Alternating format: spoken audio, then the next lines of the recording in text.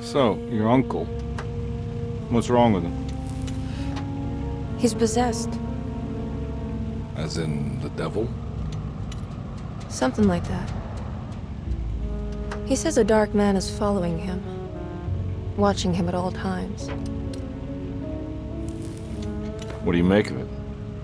It's nonsense, of course, but I'd be lying if I said it didn't bother me. You see, it runs in my family. Possession? No, Detective. Deteriorating melancholy. Practically every member of the Hartwood family is driven mad before they grow old.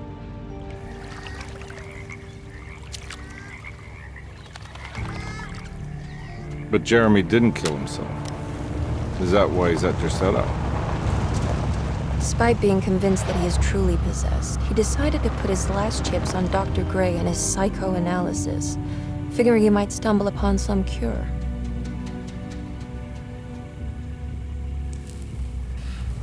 You mentioned the letter. I received a disturbing letter from Jeremy accusing the staff and all the other patients of being involved in some cult. And now they are also out to get him. Could it be real? Or is it all just in his head? It's a story he tells himself, Mr. CARNBY. Anything to avoid the truth. Which is? That we're all terribly insignificant. That people mean so very little to one another. That there is no one out to get Jeremy Hartwood because he isn't worth getting. Here we are.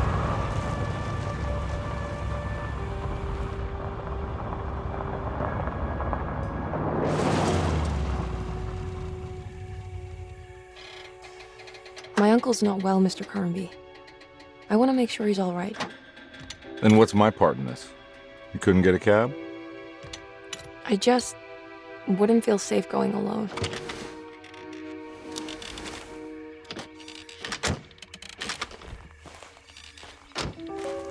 Did you bring a gun? Yeah. You think it'll actually come to that? No. But you might need to wave it around depending on how agreeable the staff will be. What exactly are we gonna do when we find Jeremy? I don't know. Let's just find him first.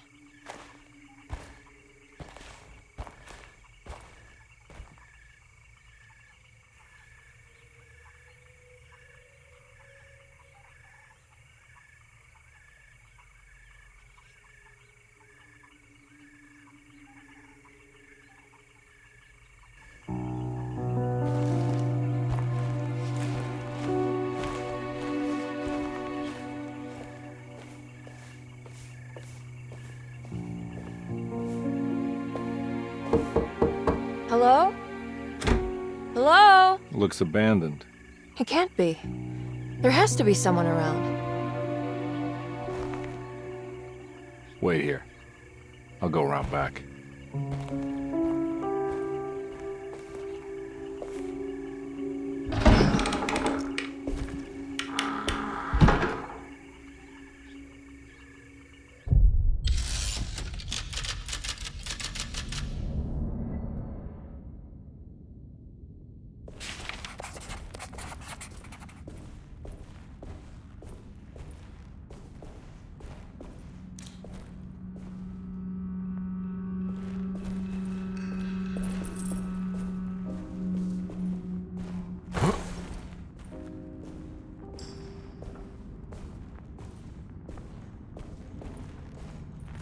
Now what do we got here?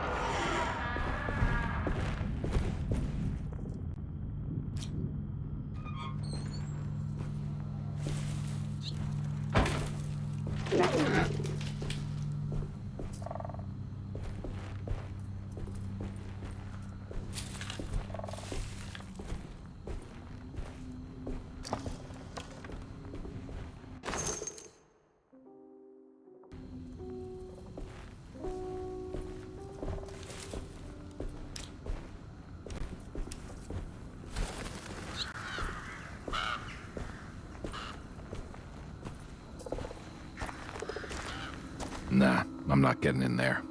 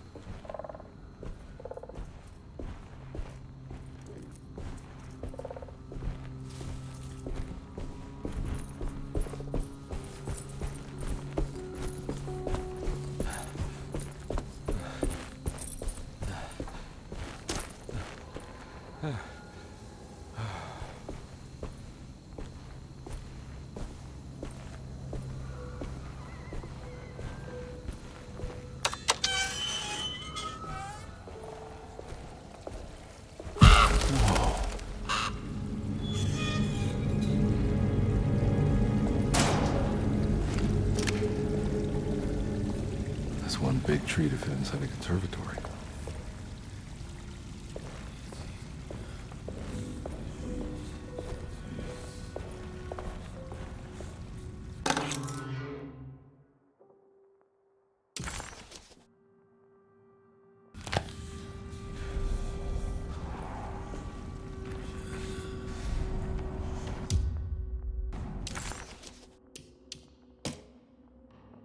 Louisiana State Board of Private Investigator Examiners grants the following license to Edward CARNBY, Decatur Street, New Orleans. License number 196692-LA. Good until May 15th, 1930.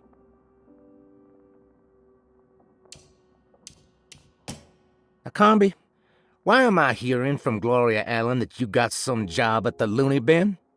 You better not be thinking of paying her off before me. I don't want to take you for a ride, so get me my money. I'll be at the Maccabean all night if you score some dough. Obed Morton.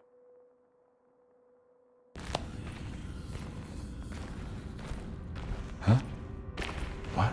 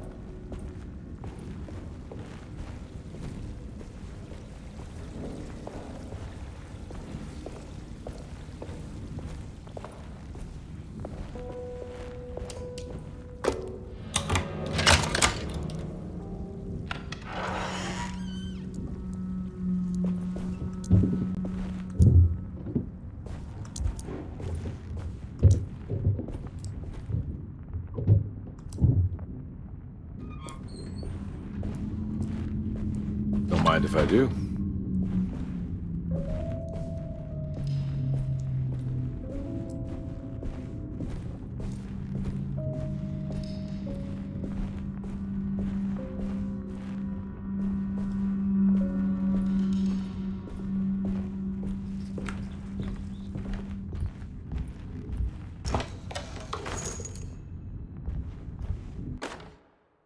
Every day your silence weighs a little heavier. It's been a difficult year for everyone, and many have lost all hope. I read in the papers about people suffering. Pictures of dust-covered landscapes without a drop of water. I wish I knew if you were still tending the earth or if you had turned your back against us. I have started to look for help elsewhere. I pray you will tell me if I am going down a path that you find disagreeable. With help from Baptiste and Charlotte, I found comfort in the practice of the voodoo. I have long been skeptical of that Caribbean cult, but it's been of good use to me. It seems all harmless in my book. I say some words dreamt up by the Creoles, and I carry around a small pocket of gree-gree. Nothing of this is mentioned in the Bible, of course, but the French Quarter priestess tells me it's all connected. She says the Christian God is just one more perspective on the creator of things. That's what I like to think, but the other way around, that the spirits of her faith are just aspects of you, our Heavenly Father. I am so grateful for the words you gave Mr. Hartwood. We will sing your praises at St. John's Eve. The world will be blessed soon again. Only the sacrifices of the Old Testament compare to your demands. Let it be the truth. A mother of earth, wood, and dirt. A mother of 1,000 young. Sacred sand, $1. Black cat oil, $1.50. Devil shoestrings, a quarter. That makes $2.75, madame. What was that you were telling the doctor? A goat without horns. What does that mean? Ah, you must have misheard me, madame. I said no such thing. Please, I know I don't look like any of you, but I'm devout. I'm ready to do what it takes. Do not be so eager to sacrifice the few things you have left, madam. Now please, leave my store. A goat without horns.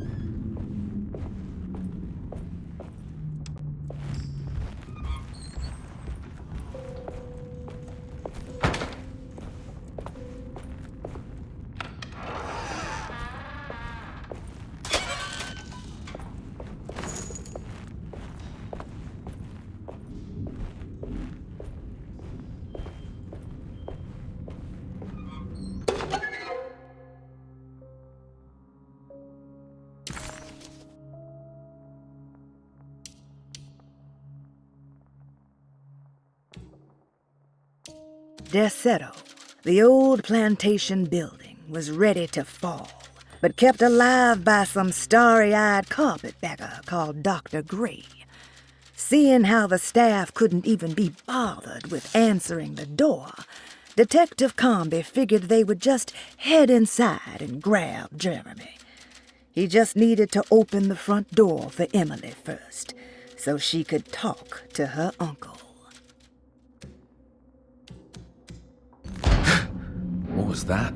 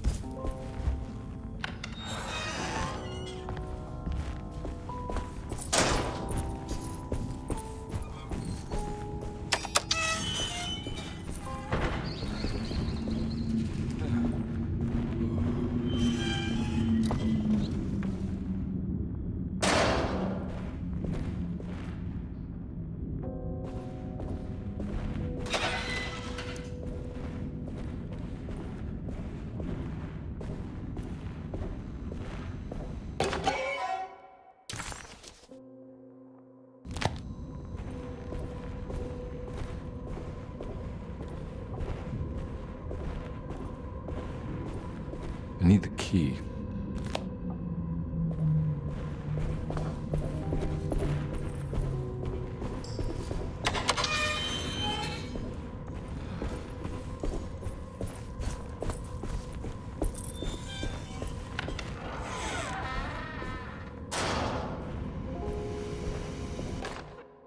Please do not touch the boiler. It is working after all.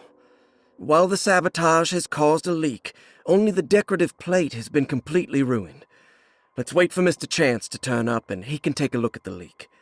Mr. Waits.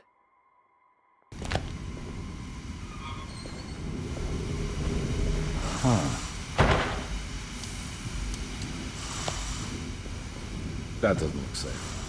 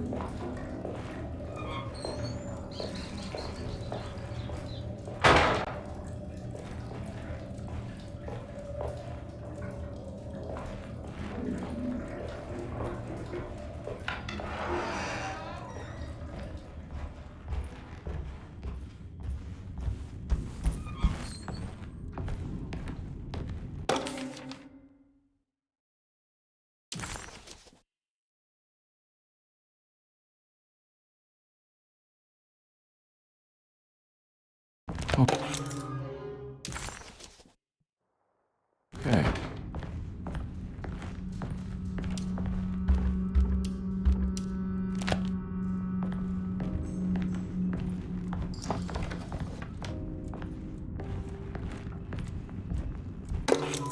Sunday, June 22nd. I spent all day looking for Jeremy. I should have cared for the others, but I'm scared that he will do something irreversible. Cassandra is upset that I didn't give her the latest shipment of pain medication that Waits brought from the post office yesterday. I would have given it to her, but the company didn't send a new key this time around, so the box is just sitting there on my desk. They must have figured we had plenty of their gimmicky keys by now. I only remember seeing one lately. Grace was playing with it inside the grand parlor. Unless it turns up by itself, it will have to wait. I have to figure out where Jeremy is. I think Jack knew something. That dog of his found a strange rot permeating the house. She's showing us, he said. Like those blots and streaks of fetid rot was talking to him.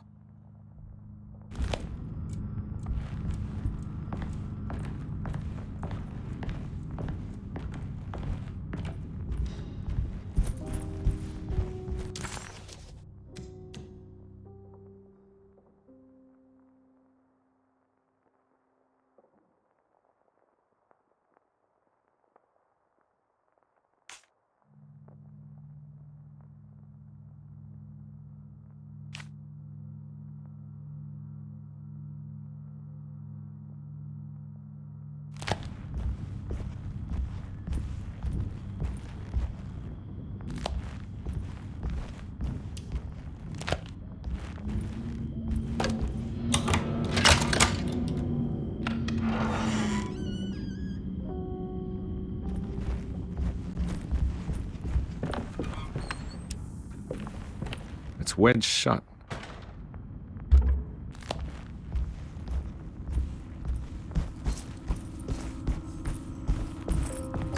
Looks important.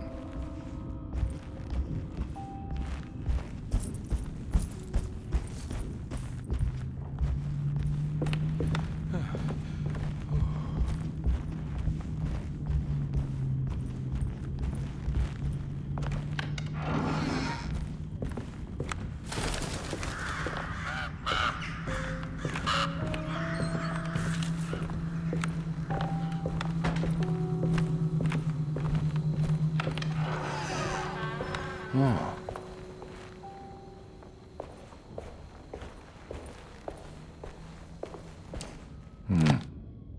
key.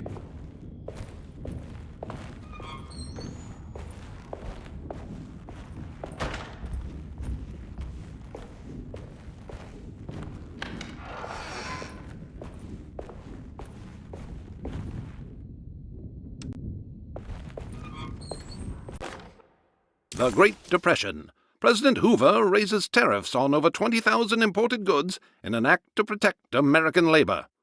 Following the collapse of the Wall Street stock market on October 24 last year, American industry has suffered greatly. Thousands of companies have gone bankrupt and left a large part of the American workforce unemployed. In an attempt to turn the tide, the Smoot-Hawley Tariff Act has been signed by President Herbert Hoover. By regulating commerce with foreign countries, the government hopes to encourage the industries of the United States to compete with cheap foreign imports. Superstition on rise. New Orleans voodoo stores and spiritual mediums see increased profit during troubled times. While the market has faced hard times ever since Black Thursday of last year, voodoo doctors and snake charmers see significant rise in number of customers. With the coming Eve of St. John on the 23rd, the police expect increased cult activity around Bayou St. John, the southern shore of Lake Pontchartrain. Voodoo rituals in that area on the Eve of St. John have a long tradition reaching back to the first snake worshippers brought as slaves from West Africa.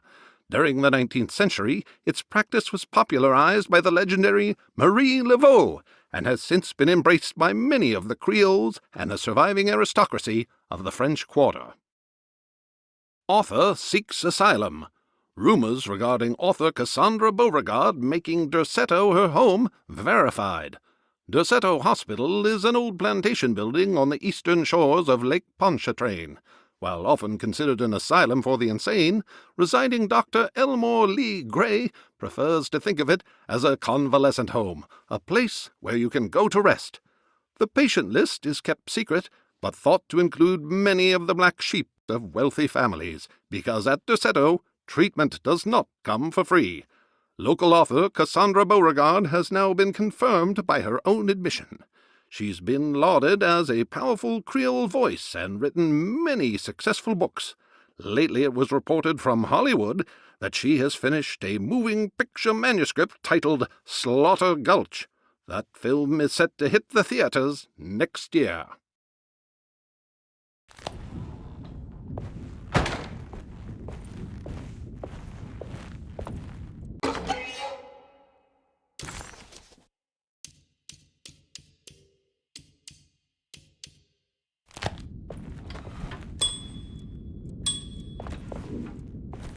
I need the key.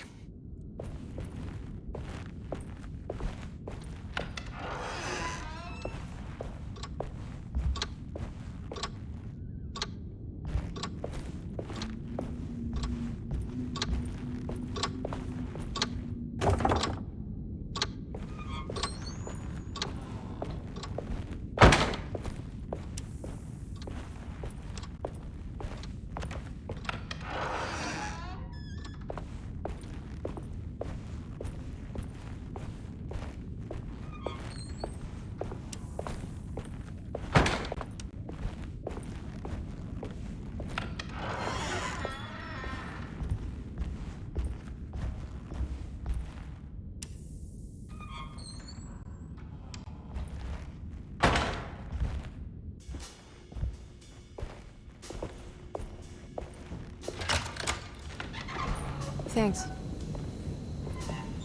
What are you doing? Who are you? Whoa, pardon me, excuse me. My name is Edward CARNBY, private investigator. I hope you don't mind we let ourselves inside. I do mind. This is private property. You can't just barge in here. I'm sorry about all this, but I'm looking for my uncle. It's urgent, and no one was answering the door. We can't hear you knocking anymore. None of us can. Who is your uncle, darling? Jeremy. Am I right? She has that Heartwood gloom, doesn't she? That's right. I'm Emily Hartwood. I just came to make sure my uncle is all right. Well, he is unavailable right now. You will have to come back another day. Unavailable how? Is he sleeping? We can wait. He's lost. Don't I know you from somewhere? Who's your man again, Miss Hotwood? My name's Edward CARNBY, private investigator. Splendid. Enough! All of you! Get back to your rooms! McCarthy, keep your eyes on the child. And you two, please leave immediately. Look, we're not here to cause any trouble. Just let us see the old man, satisfy the curiosity of my client here, and we'll be off. Jeremy has gone missing. There's no need to worry, but it might be some time before he turns up. The whole staff is looking for him. What? He ran off? I don't have time for any of this. Please, come back tomorrow. All right, in that case, we'll just wait in his room. You don't mind, do you? It's upstairs, right? Wait, you can't. Don't worry, we'll be discreet. In the corridor. It's the first door on your left. I'll tell Dr. Gray you're here. Excellent. Thank you, madam.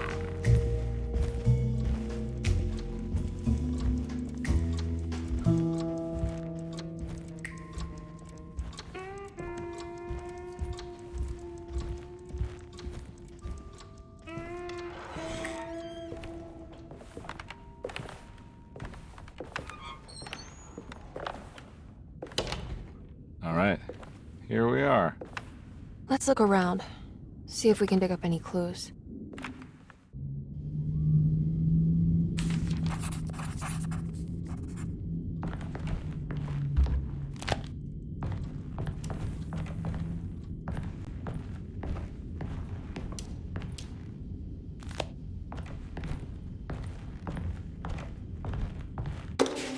Every night the dark man stands opaque at the threshold.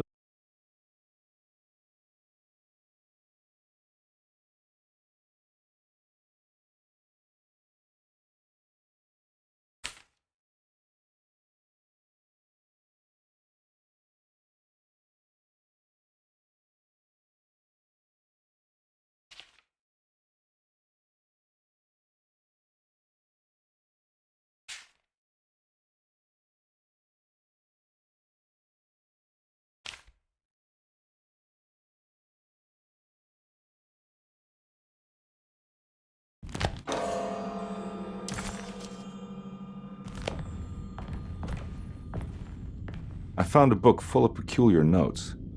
Have you heard of something called Tarawea? No. What's that? I might be reading too much into this, but I think it's the place he wants to go to. Oh, okay. Sounds like a clue.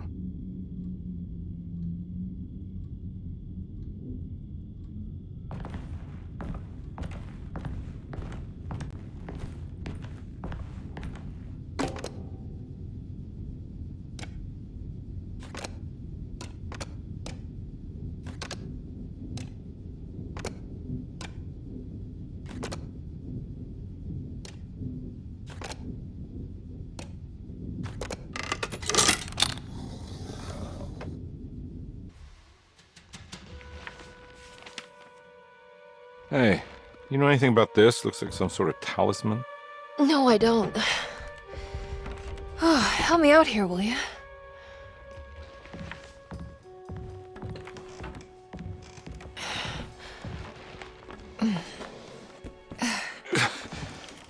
I would kill the guy to throw some of this stuff out. I'd be crazy too if I had this much junk lying around.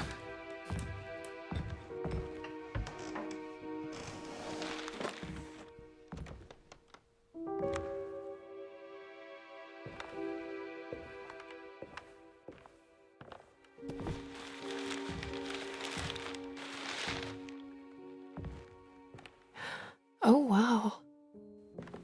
That's striking. I want to save this one.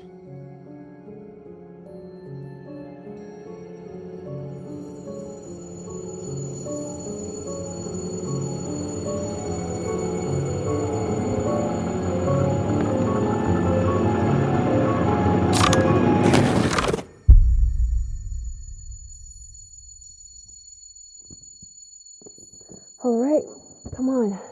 I want to go see Dr. Gray.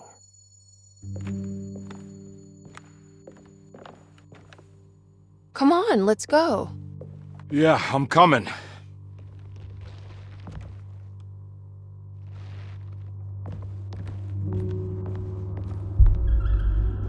Miss Hartwood, Emily?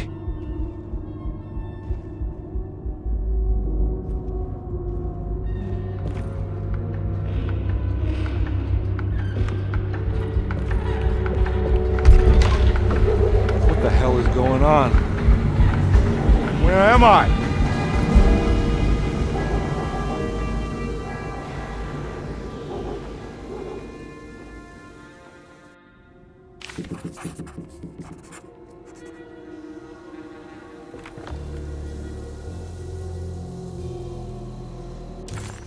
Detective CARNBY couldn't believe his eyes.